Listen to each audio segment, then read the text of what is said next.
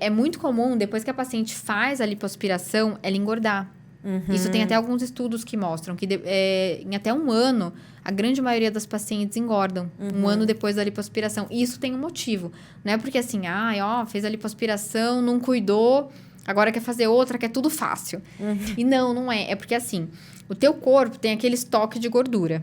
E ele tá acostumado com aquele estoque. Então, a gente vai lá, faz uma lipoaspiração, tira 5 litros de gordura. Então, ele vai fazer de tudo para tentar recuperar aquela gordura que ele perdeu. E ele vai fazer isso de que forma? Aumentando a tua fome. Então, a paciente, depois da lipoaspiração, ela sente muita fome. Por isso que é muito importante o acompanhamento com a nutrologia, não só para suplementação pré-operatória, mas porque a paciente já tem que ter uma dieta balanceada, já tem que ter o hábito de fazer atividade física, que hoje os estudos mostram que acontece? Aí vai aumentar a fome. Só que a paciente acabou de fazer a lipoaspiração. Fala, não vou comer. Não vou comer, vou cuidar da alimentação. Então, o que o corpo faz? Diminui o metabolismo basal da paciente. Então, assim, o que vai impedir que isso aconteça? Você fazer atividade física. E o que os estudos mostram é que não precisa ser 4 horas de atividade física por dia. Você pode fazer 30 minutos 3 vezes por semana. Isso pra lipoaspiração, tá, gente? Tipo, não é estudo de cardiologia que fala, né? Nos estudos, acho que de cardiologia, eu lembro da época que eu tava prestando residência. Acho que é 50 minutos 3 vezes na semana. Mas pra lipoaspiração, pra manter teu metabolismo ali basal, 30 minutos, 3 vezes por semana, mas a paciente precisa ter o hábito de fazer atividade física. Com certeza. E também é um nível hormonal, né, que acontece. Não é simplesmente, tem mais fome porque, sei lá, fez cirurgia, tá em casa. Não, isso é nível hormonal, né? Então, secreção de hormônios que estimulam a fome. Então, Exatamente. Por isso que o acompanhamento psicológico também é muito importante, né? A gente tá preparado emocionalmente para saber que isso vai acontecer. Exatamente. Que é normal e que tem formas de contornar essa questão. Em relação à atividade física que você mencionou, quanto tempo depois da lipo que a gente pode praticar atividade física? Então, em geral, depois de 1 mês. Certo, 30 Em dias. geral, E daí tem que começar bem devagar, ou já pode começar a fazer musculação? Tem alguma restrição? É que depende muito da paciente e da lipoaspiração que foi feita, da técnica, se usou tecnologia ou não. Mas, em geral, depois de 1 mês, a paciente está liberada. O único limitante é a dor. Mas é até bom nesse sentido que dou a dor um pouco. protege, porque né? Protege, porque senão a paciente já vai virar de ponta cabeça.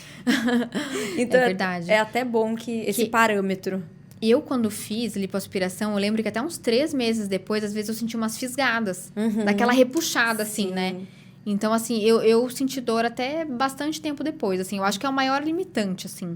É cicatriz, né, gente? Corta. Quando a gente pensa, né, a gente fala assim, é só um buraquinho, é só a cânula que entra lá. Mas é uma cicatriz, né? Então, assim, corta a pele, corta a parte de baixo, de subcutâneo, né? Então, tem que pensar que tem toda uma... Até pequenos nervos ali, vasos ali. Então, é uma cicatriz, né? Se a pessoa vai tirar uma pintinha, um sinal, ela vai ter uma cicatriz. E essa cicatriz pode ter exatamente isso. Pode doer, pode fisgar. Eu sempre explico. A pessoa que nem falou do lipoma, né? Vai tirar um lipoma nas costas. Ou vai tirar... É uma pequena cirurgia, vai tirar uma pinta. Mas é uma cicatriz. Então, toda cicatriz tem esses inconvenientes, né? Então, tanto estético, né?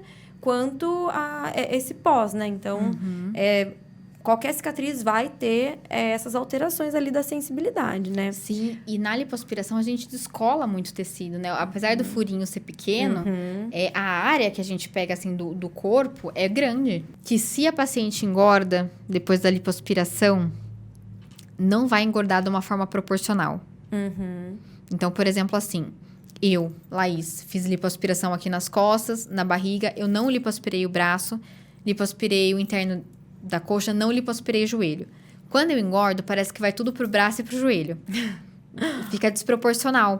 Porque, assim, os adipócitos, que são as células de gordura, elas não se multiplicam.